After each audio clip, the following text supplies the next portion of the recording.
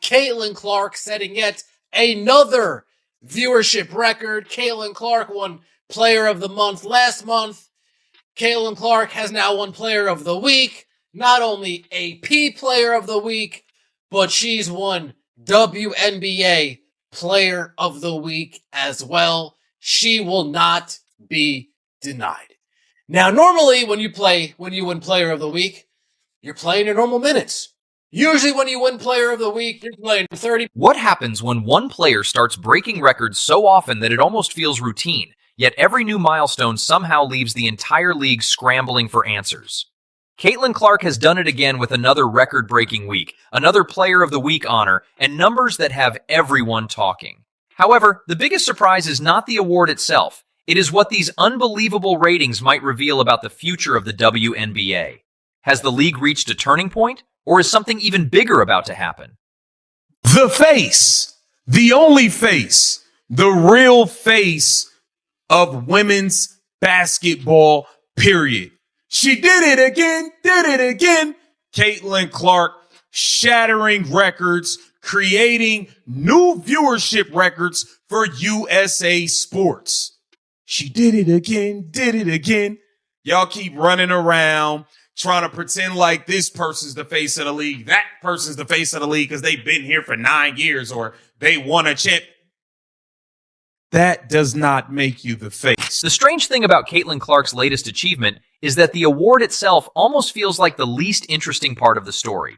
Winning another Player of the Week honor is impressive, but the bigger headline is what keeps happening every time she steps onto a basketball court.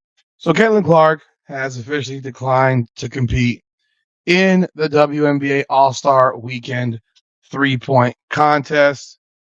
And people are already asking why. This is a massive, mistake by the WNBA. This is a problem.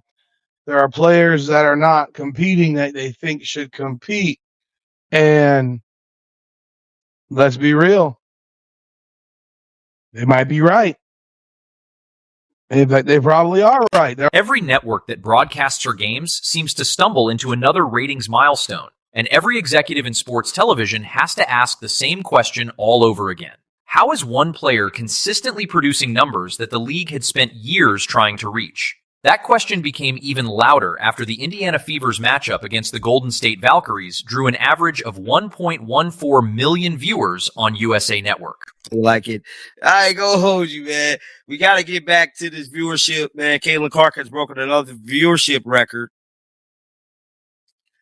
So as of right now, Caitlin Clark, 2.5 million views for the New York Liberty game, peaking at 3 million, making it the second most watched WNBA game since 2000. Nothing but Caitlin Clark, the needle mover, does surprise me just another day for the Queen, and the league still doesn't promote Caitlin Clark. That figure was not just another healthy audience for a regular season game. It became the most watched WNBA game ever broadcast on the network, surpassing every previous benchmark. Even more remarkable was that the audience represented a massive increase compared to the network's average WNBA viewership from the previous season. However, when you're Caitlin Clark and you're that damn good, when you're that damn talented, even on a minutes restriction, USA Sports coverage of Valkyries Fever last Wednesday, July 15th, is its most watched WNBA game on record, averaging 1.14 million viewers and up 172% versus last season's average WNBA cable. The funny part is that this record barely had enough time to settle before another one arrived. Just 1 week earlier, the Fever's late-night matchup against the Los Angeles Sparks had already rewritten the history books by becoming the first WNBA game tipping off at 10 p.m. Eastern to still attract more than 1 million viewers. Most television executives would normally panic when they see a sporting event scheduled that late because viewers usually have work, school, or the irresistible temptation of going to bed. Apparently, none of those things apply when Caitlin Clark is on television. That has become one of the most fascinating patterns in professional sports today. Fans are no longer simply following the Indiana Fever because they happen to support the franchise. Casual viewers who may not have watched a single WNBA game a few years ago are suddenly rearranging their evenings because they want to see what Clark might do next. That distinction explains why television ratings continue climbing regardless of the opponent, the arena, or even the broadcast network. Whether the game airs on ABC, ESPN, CBS, NBC, or USA Network, the conversation almost always circles back to the same player. Networks are discovering that broadcasting a Fever game feels a little like finding an extra scoop of ice cream at the bottom of the freezer. They know the audience is probably going to be larger than expected. So lads, I am just back from playing ball, and I am literally going to be quickly recording this video, and then the rest of the stuff is some pre-planned stuff for today. And obviously, Caitlin Clark has not participated in the three-point shootout.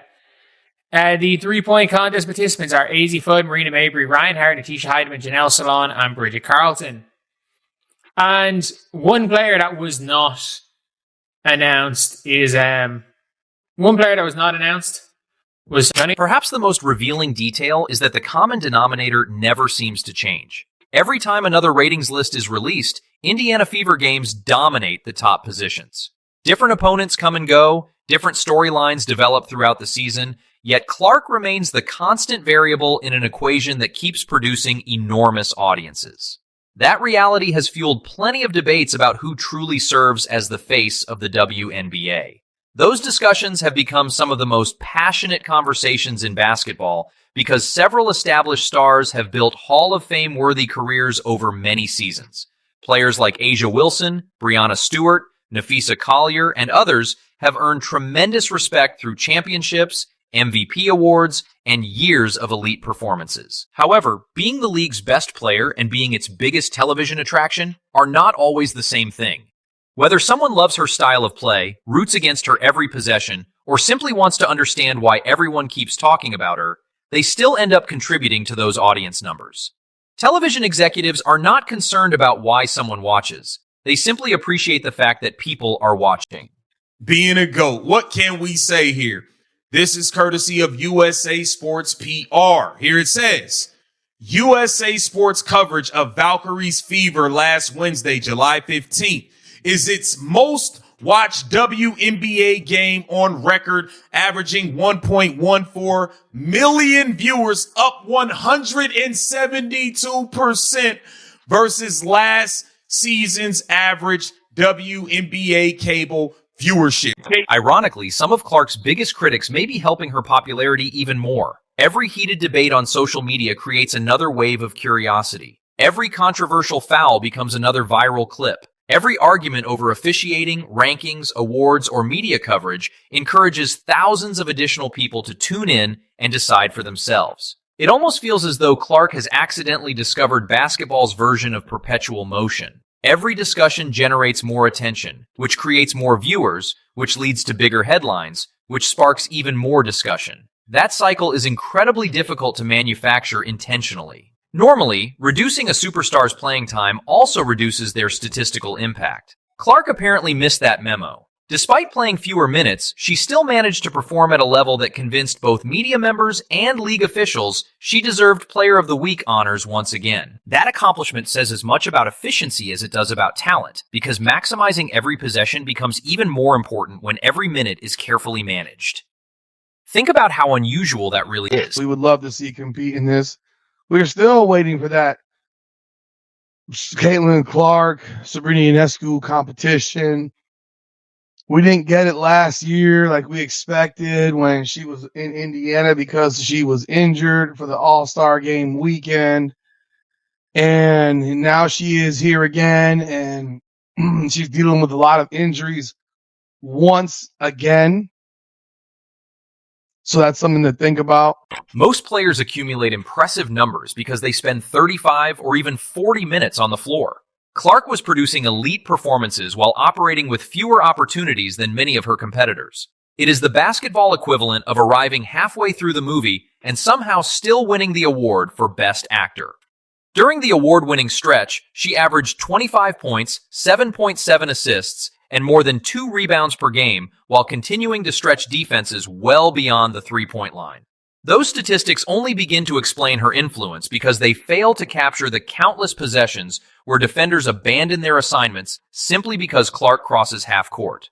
There may not be another player in basketball who forces defensive game plans to begin nearly 40 feet away from the basket quite like she does, Dot. That is why teammates often find themselves enjoying cleaner looks at the basket. Clark's presence bends defenses long before she even attempts a shot, and that kind of gravity is incredibly rare.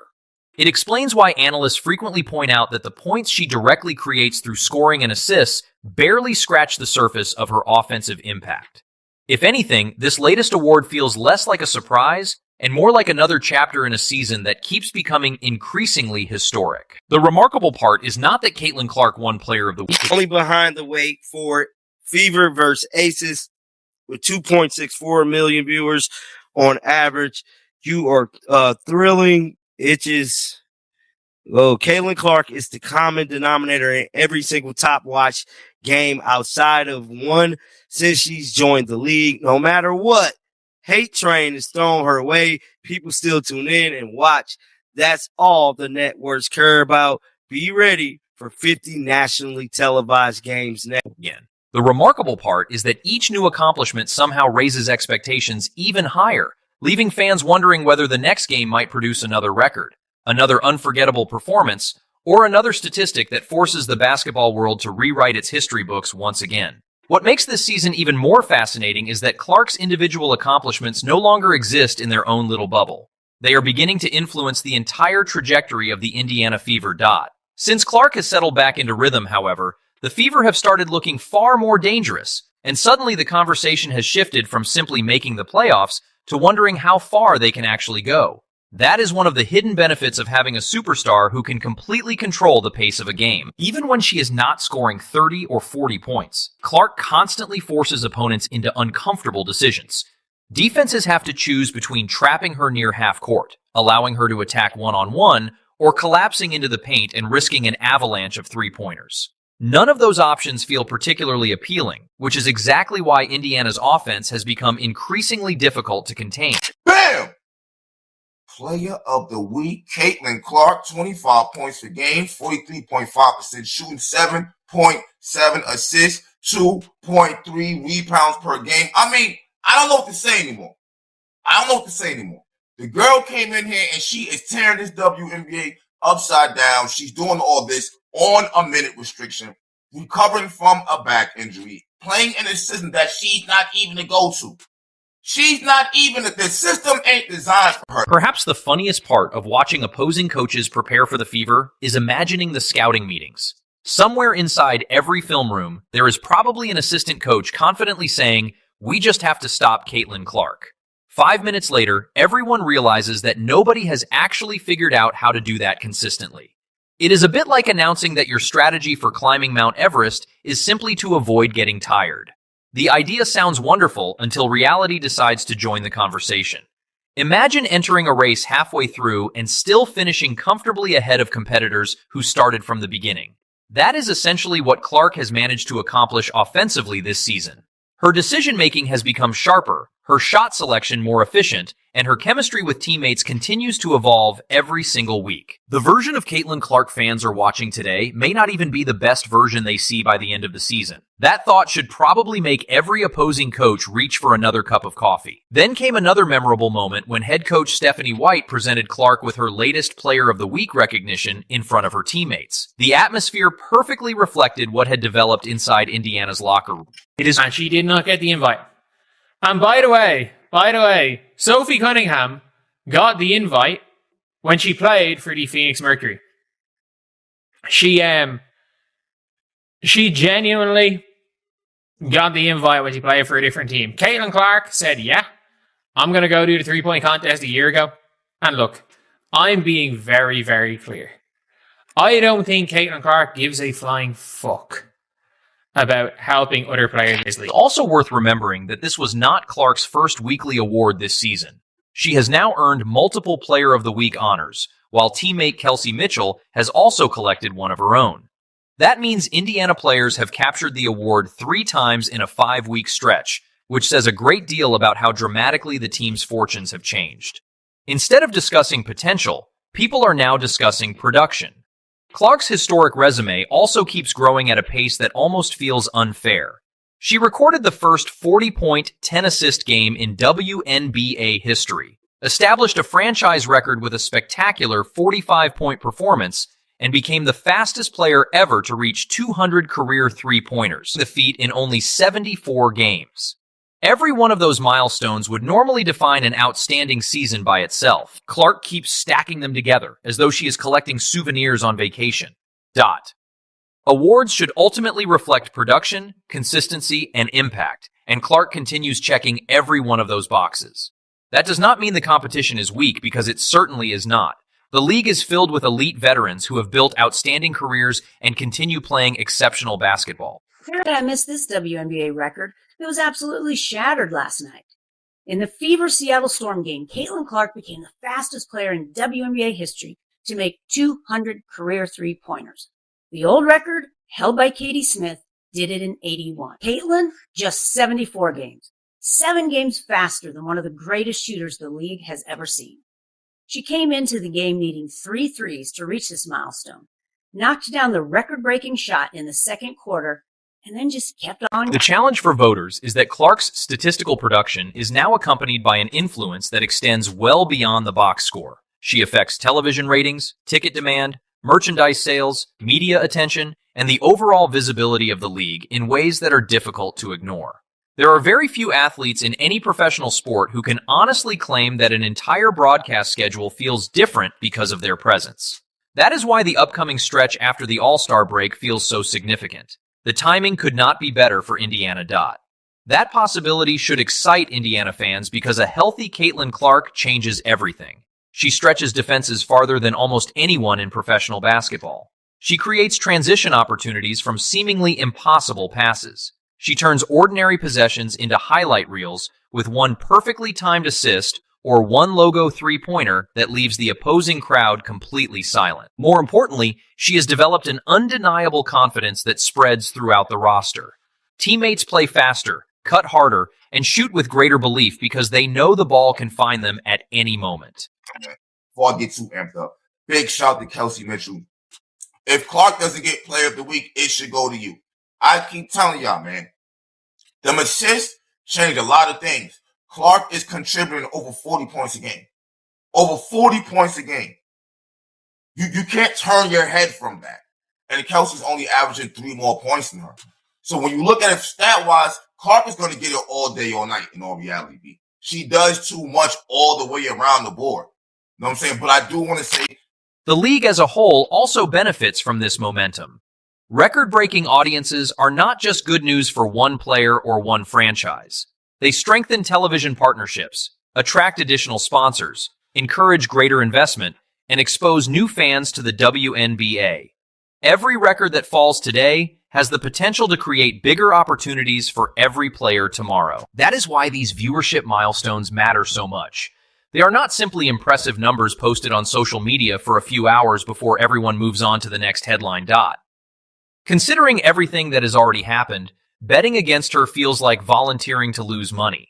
Almost every time people suggest she has reached her ceiling, she responds by delivering another unforgettable performance, collecting another award, or setting another television milestone that nobody saw coming. At this point, the biggest surprise would be if she stopped surprising everyone, because Caitlin Clark has made doing the impossible look almost routine, and somehow that routine keeps getting more extraordinary with every game she plays.